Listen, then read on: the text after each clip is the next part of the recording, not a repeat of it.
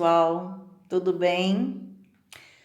Bom, hoje nós vamos fazer nossa aula de inglês com as técnicas de persuasão. Continuar um pouquinho, né? A gente já dado opinião, agora a gente vai tentar convencer também um pouco as pessoas da nossa opinião. Então, eu coloquei algumas técnicas nessa primeira aula e depois a gente vai ver algumas coisas especificamente em inglês, tá bom? Então, o que é persuasão? Persuasão é você convencer alguém. Então, nós usamos uma linguagem persuasiva para convencer outras pessoas de concordar com as nossas opiniões, né, sobre um fato, né, ou sobre valores. Ah, eu penso isso, eu acho aquilo. Então, você quer convencer alguém, mas para convencer, você tem que ter bons argumentos, você tem que falar coisas que façam a pessoa pensar e falar, nossa, é verdade, eu vou realmente, o que ela falou é verdade, né? Então, como eu faço isso? Então, eu tenho que ter bons argumentos e construir uma coisa muito boa que é usada para você persuadir, né, alguém, é você construir a sua tese, né, a sua ideia, né, baseada em emoções, necessidades e medos. Porque todo mundo tem, né, necessidades, emoções, medos. Então, quando você traz isso à tona, quando você mostra isso para a pessoa, ela se convence melhor, né? Então, por exemplo, né, quando a gente expõe um assunto que podemos demonstrar o desejo do ser amado, de ser amado, de ser aceito pela sociedade, né? Então, vou dar um exemplo aqui. É, vamos dizer, você quer estar bonito, então você quer um celular novo, você quer um tênis novo. Por quê? Porque você quer ser amado. Então, quando você quer persuadir alguém a comprar algo, então você faz com que essa pessoa ela se convença que ela precisa disso para ser amada, né? E às vezes também, quando você quer persuadir alguém por algum outro motivo, né? De valores, por exemplo. Então, se você pensar de certa forma, as pessoas vão te valorizar mais ou valorizar menos. Então, isso é bem importante, né? Usar aí essa parte aí de ser amado, ser aceito pela sociedade, necessidades de proteger a família. Então, por exemplo, você quer falar, por exemplo, sobre a pandemia. Então, por que você tem que convencer alguém que tem que usar máscara? Ou se é uma dengue, você tem que convencer as pessoas a não deixar água parada. Por quê? Porque a família corre o risco, né? Então, você coloca isso para a pessoa se convencer daquilo que você está falando.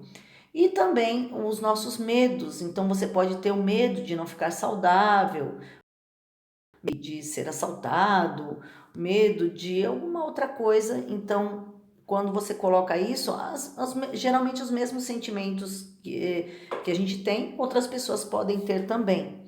Então, para convencer, você pode se utilizar disso daí. Então, existem muitas emoções, necessidades e medos que todos nós, como seres humanos, compartilhamos, né? E você pode pensar em outras coisas. Será que você consegue pensar em outras coisas que a gente pode compartilhar com as outras pessoas, né? Então, aí, outro fator importante é de dar evidências para nossa tese, nossa opinião, e para a nossa opinião ter fundamento, né? Então, o que a gente precisa? A gente precisa de informações que sejam verdadeiras, que sejam lógicas, que façam sentido, né? Então, assim, a gente pode mostrar estatísticas, fazer citações, né? Falar do que outras pessoas falaram, falar da opinião de outras pessoas. Ah, um médico comentou sobre isso. Ah, uma pessoa importante comentou sobre isso. Se eu vou falar, por exemplo, de futebol, então quem entende daquilo lá é um técnico de futebol que é importante. Então, essas pessoas, para dar um peso maior aí no que você quer, né? No que você quer dizer. E que pessoas que tenham conhecimento, né? E na área que você está falando. E também as evidências, porque às vezes é o que todo mundo vê, né? Então, todo mundo está vendo aquilo acontecer. Então, por exemplo, quando você fala, olha, você está vendo como isso está perigoso, né? Olha só quantas pessoas se machucaram ali, então não, né? Você não pode ir naquele lugar, aquele lugar é perigoso, tal. Então, são evidências. Então, você tem que utilizar. Então, essas são duas coisas bem importantes para você persuadir. Agora, vamos para nossa, nós falamos, eu tive que falar um pouco disso para que no inglês vocês consigam também passar essas informações em inglês, né, para mim. Então, o que eu vou precisar de oralidade, né, dessa aula? Eu vou precisar que vocês me mandem um áudio falando a frase que vocês montaram. Então, essa semana eu vou esperar que vocês escrevam a frase e depois vocês me mandem a frase. Então, vamos lá. Então, aqui eu tenho uma frase aqui, ó, né?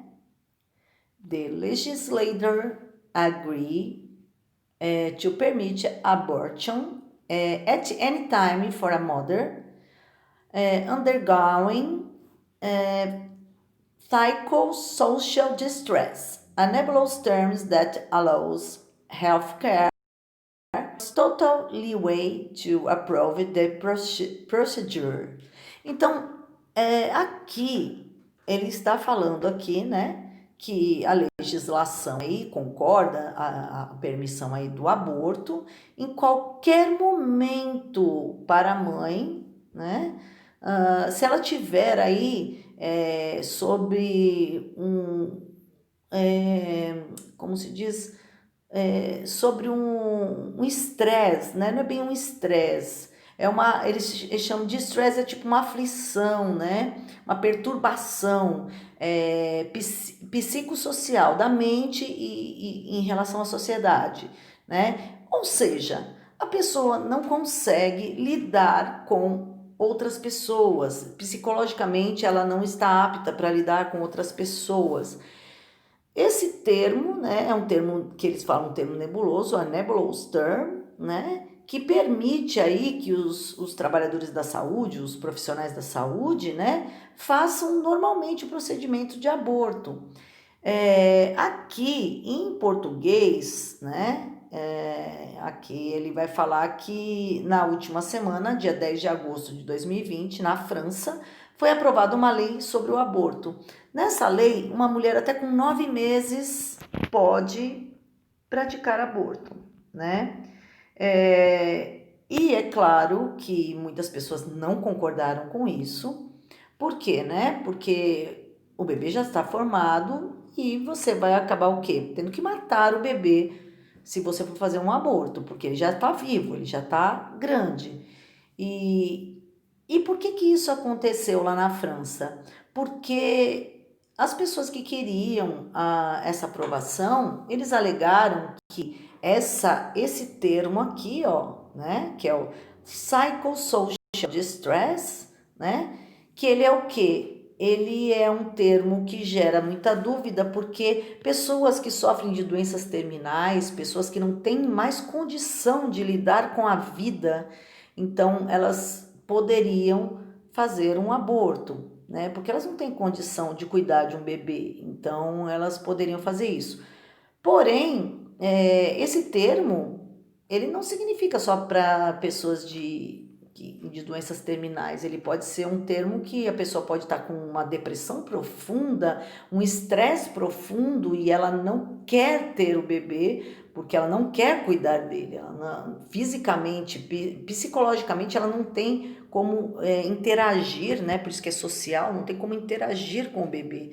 Então isso daí deixa muita dúvida, porque qualquer pessoa pode chegar lá e falar assim, olha, eu estou com estresse e eu não quero ter o meu bebê, então eu quero que tire, e isso daí surgiu uma grande polêmica, não foi muito apresentada na TV, eles tentaram meio que encobrir, mas é claro que sempre acaba vazando, né? Então aqui eu falo que a análise da palavra. Então, psychological distress is a state of emotional suffering associated with stressors and demandings that are difficult to cope with a daily life. Então, essa palavra aí, né, que seria essa aflição aí, né, essa pressão aí psicológica e social, é um estado emocional de sofrimento associado com estresse, com a pressão, né, com a dificuldade de lidar aí com a vida diária, tá? Então aqui vamos tentar agora expor aí nossa opinião usando duas técnicas de persuasão da primeira parte aí que eu falei para vocês, né?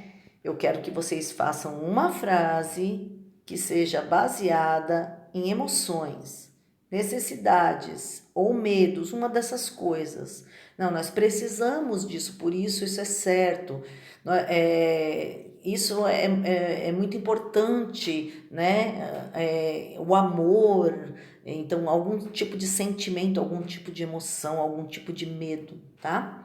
Também para basear essa sua frase. E dar evidências com fatos, pesquisas, opiniões de outras pessoas. Então eu pus um exemplo aqui para vocês, tá? Então como que você vai montar essa frase? Hoje a gente está trabalhando mais com português, porque eu quero que vocês entendam bem, e o importante para mim é que vocês consigam montar essa frase e consigam falar essa frase para mim, mandar essa frase para mim no WhatsApp, tá bom? Então, ó, eu fiz da seguinte maneira, você vai fazer igual a mim. Primeiro eu vou me posicionar em relação ao assunto. Eu sou a favor ou contra essa lei? Eu sou contra a lei, então tá. Depois, eu vou envolver uma emoção, né? Então, eu vou falar que é triste destruir uma pequena vida, pois toda vida vale muito. Então, é uma emoção, né?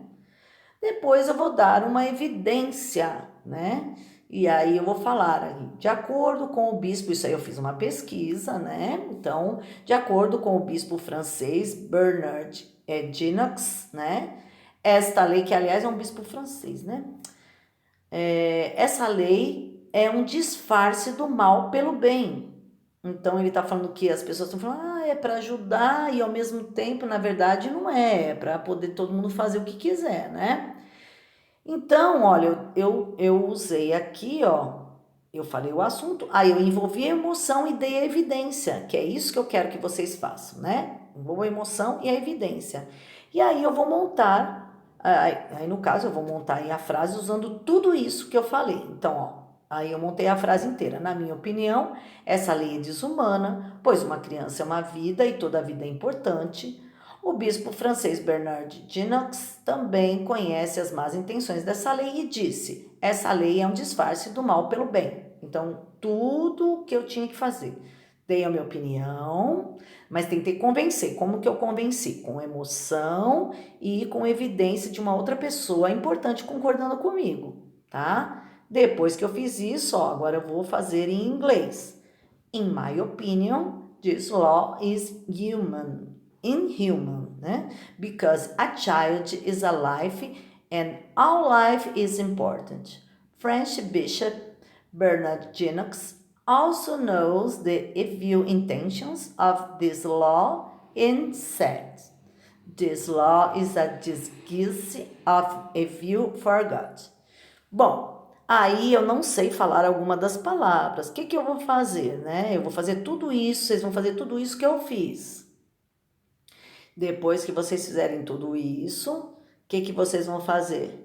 Vocês podem ir lá, pegar essa sua frase em inglês e colocar ela no Google e colocar para escutar. Você escuta, treina a falar e depois aí você grava o som para mim. Entenderam? Se vocês tiverem dificuldade com alguma palavra, vocês também podem me perguntar para eu passar para vocês, tá bom? Vocês já sabem, vocês passam para mim pelo WhatsApp e aí vocês podem fazer isso até semana que vem, tudo bem? Então seria isso mesmo para essa semana. Então tem uma boa noite aí, uma boa tarde, né? E até a próxima semana.